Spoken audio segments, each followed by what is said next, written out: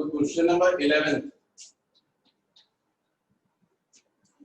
compute the electric field intensity at a point 30 centimeter away in vacuum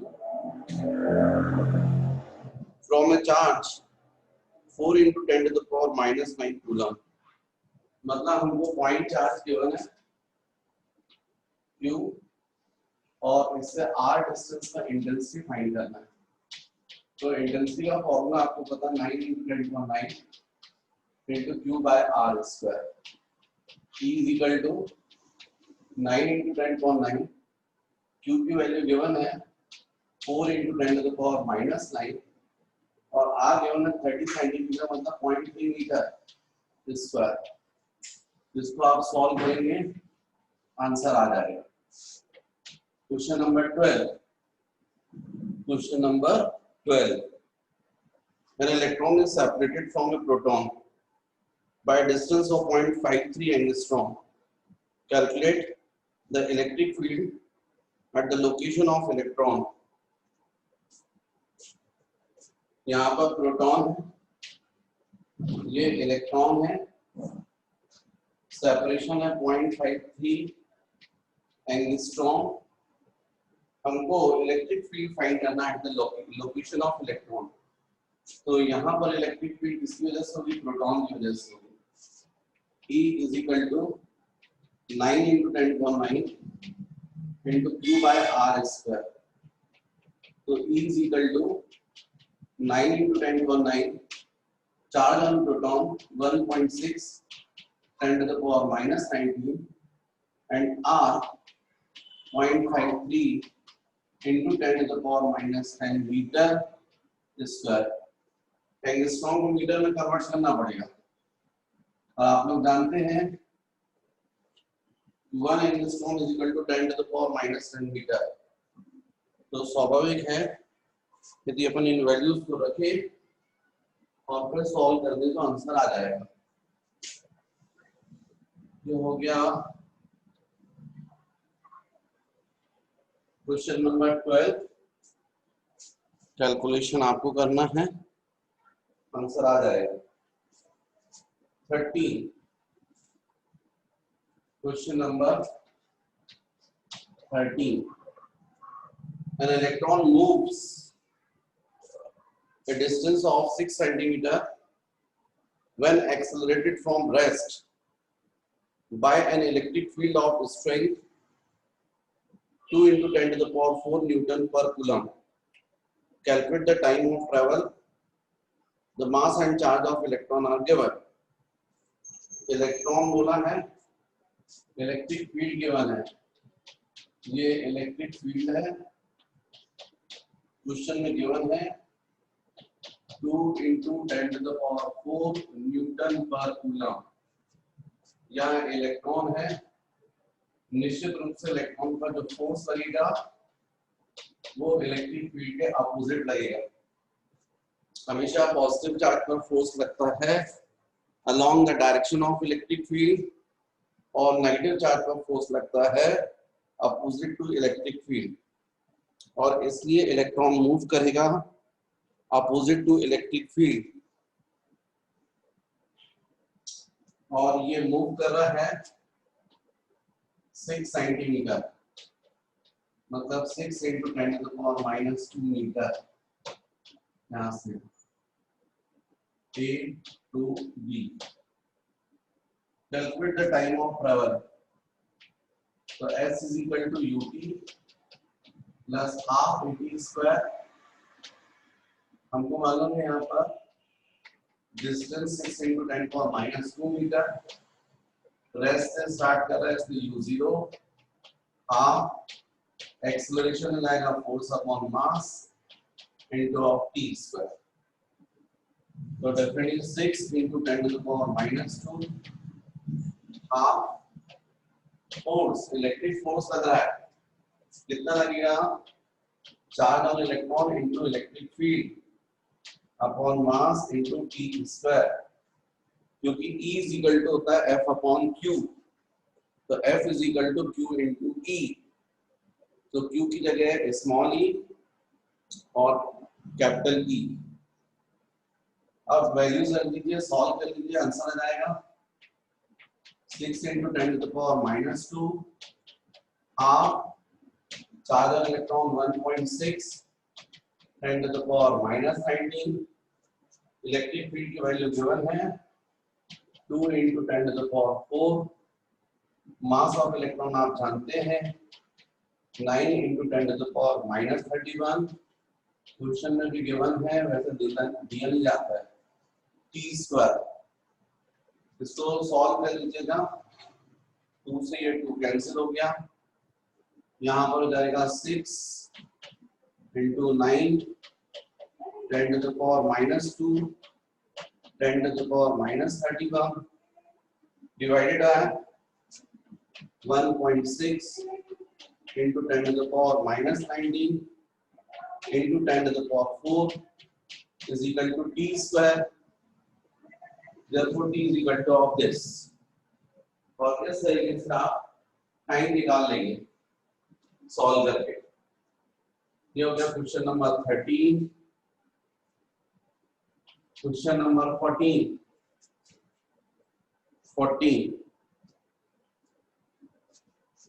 question number 14 में given है charges of 1.2 into 10 to the power minus 8 and minus 1.6 into 10 to the power minus 8 coulomb are placed at 2 points A and B respectively, distant 5 cm from each other. Compute the electric field at the point C 3 cm from A and 4 cm from B.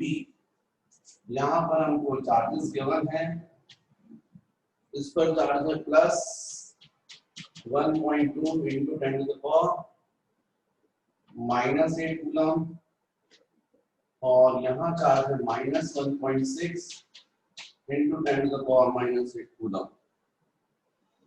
इनके बीच का separation है 5 centimetre. ये A है, ये B है, यहाँ पर C है पॉइंट, A से 3 सेंटीमीटर और B से 4 सेंटीमीटर। इस पर हमको इलेक्ट्रिक फील्ड फाइंड करना है। निश्चित रूप से 3, 4, 5 राइट एंगल ट्रायंगल बन रहा है, यहाँ हाइपोटेन्यूज होना चाहिए, इसका अपोजिट 90 डिग्री होता है। यहाँ इंटेंसिटी फाइंड करना, तो इंटेंसिटी होता है force experience by unit positive charge. ये फर्स्ट पॉजिटिव चार्ज इसको रिपील करेगा, इसके कारण इंटेंसिटी E1, सेकंड चार्ज इसको अट्रैक्ट करेगा, उसके कारण इंटेंसिटी E2, E1 और E2 के बीच का एंगल डेफिनेटली ये पूरी लाइन है, तो पूरा एंगल 180 होगा, ये 90, तो बचा हुआ एंगल भी 90 होगा। E1 और E2 का रिजल्टेंट अपन निकाल सकते हैं। तो पहले E1 निकाल लीजिए। What is E1? Intensity at C due to first point charge. Intensity at C due to charge A. तो हम बोल सकते हैं E1 is equal to 9 into 10 power 9 into 1.2 into 10 to the power minus 8 upon distance square 3 into 10 to the power minus 2 square। 3 centimetre को metre में convert करना पड़ेगा। इसको सॉल्व कर लीजिए, 3 स्क्वायर 9 होता है, इसको कैंसिल कर देगा। E1 की वैल्यू जाएगी 1.2 into 10 to the power 9 10 to the power minus 8 10 to the power 1 हो जाएगा। डिनोमिनेटर में 10 to the power minus 4 है, न्यूमरेटर में आएगा 10 to the power 4 और एक 10 मतलब 10 to the power 5 न्यूटन पर कूलम। ये हो गई E1 की वैल्यू। ऐसे E2 की value intensity at C due to charge B की वजह से जाएगा E2 is equal to 9 into 10 power 9 into Q upon R square 4 into 10 to the power minus 2 square. 4 centimetre को मीटर में कन्वर्ट कीजिए,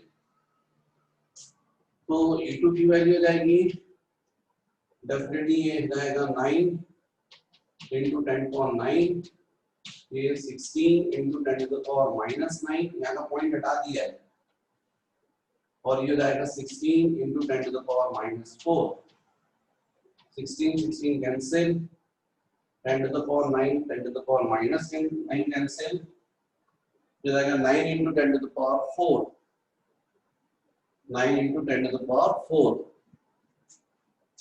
या फिर इसी को एक 10 से मल्टीप्लाई कर दोगे, या यहाँ भी कर लीजिए, ये जाएगा 9 into 10 to the power 4, और यहाँ पर ये पॉइंट हटा देते तो ये भी 10 to the power 4 हो जाता, तो यहाँ तक 12 into 10 to the power 4 और डिनोमिनेटर में 9 into 10 to the power 4। जब E1 और E2 आपको पता चल गया है तो C पर आप नेट इंटेंसिटी निकाल सकते हैं, C पर आप नेट इंटेंसिटी फाइंड कर सकते हैं। कैसे फाइंड करेंगे? तो net intensity E is equal to root over E1 square plus E2 square plus 2 E1 E2 into cos 90। cos 90 0 होता है। फाइनली नेट इंटेंसिटी आएगी E is equal to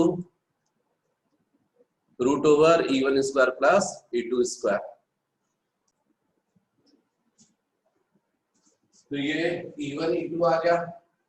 net intensity E is equal to root over E1 square plus E2 square plus 2 E1 E2 into cos 90।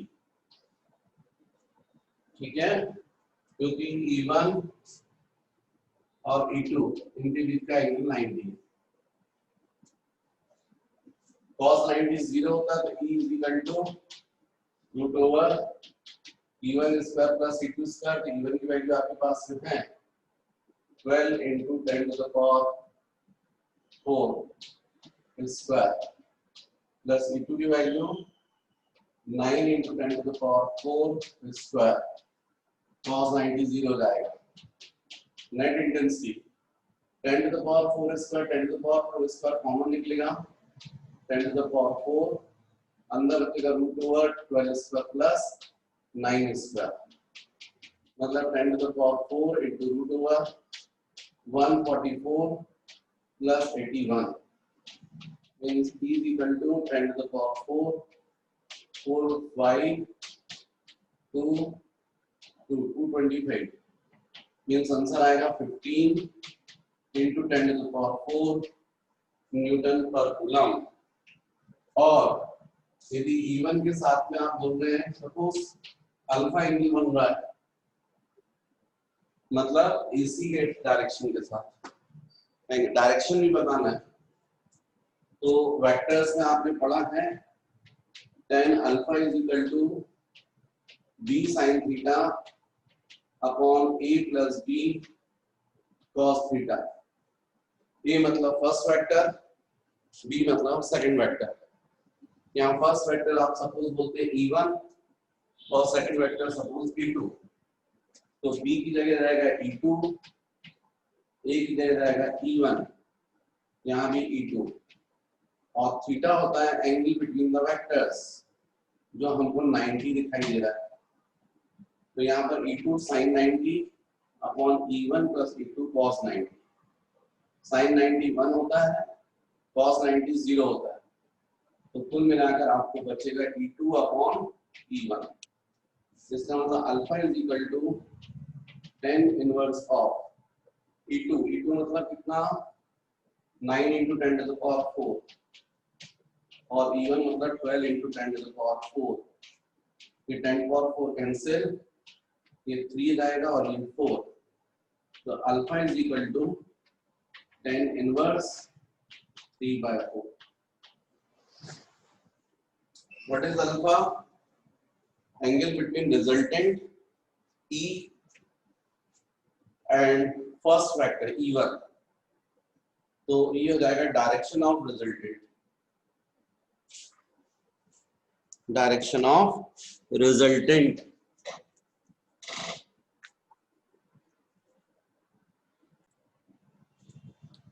Next question number 15।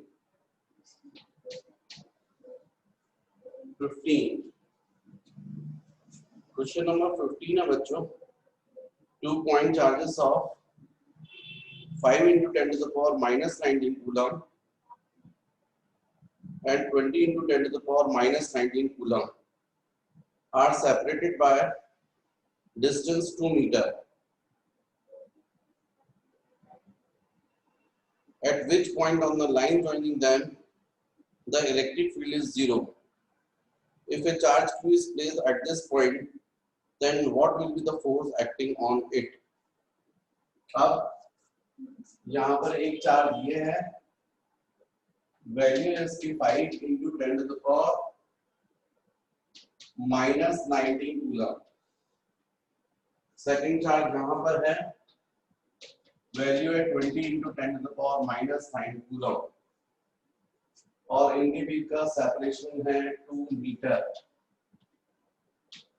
इनको join करने वाली जो line है इसके किस पॉइंट पर intensity zero होगी हमको पता करना है.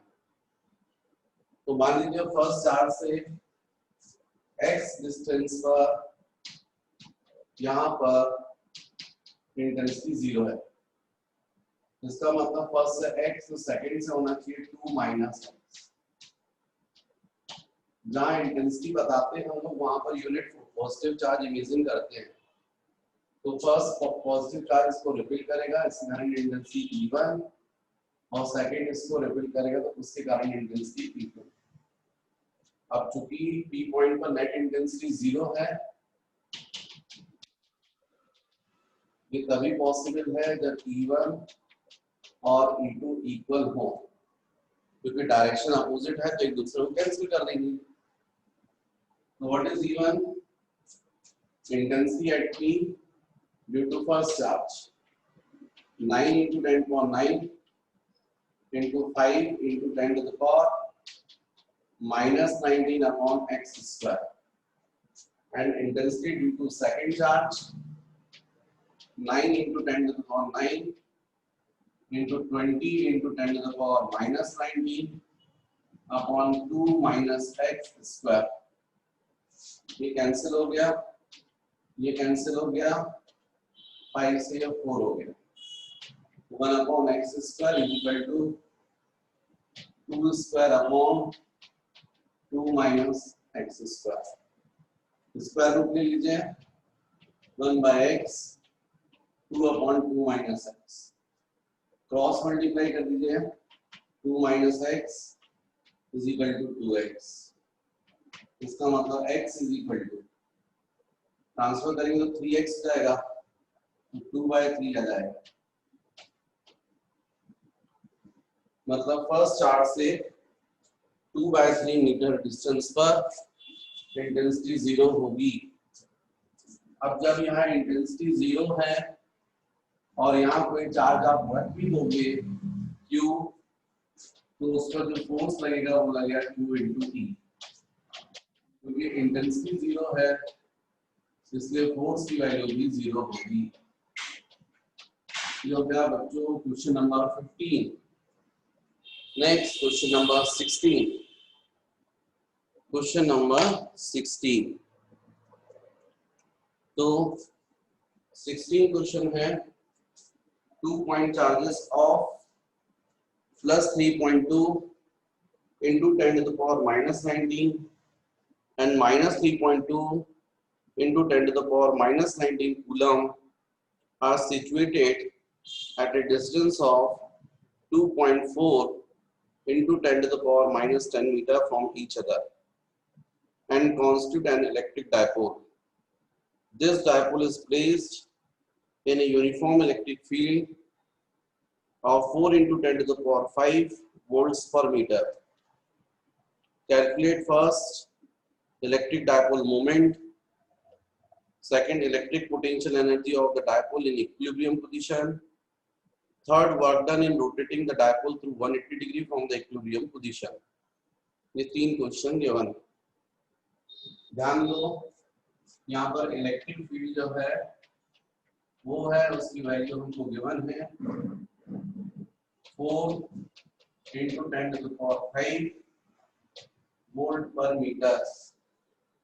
और इसमें कोई डायपोल है, इस डायपोल पर चार्जेस हैं Q माइनस Q, इनकी वैल्यूज है 3.2 इंटू 10⁻⁻⁹ और सेकंड जो है वो नेगेटिव चार्ज माइनस 3.2 इंटू 10⁻⁻⁹ और इनके बीच का सेपरेशन 2a, तो 2a की वैल्यू हमको गिवन है 2.4 इंटू 10⁻⁻10 कूलम।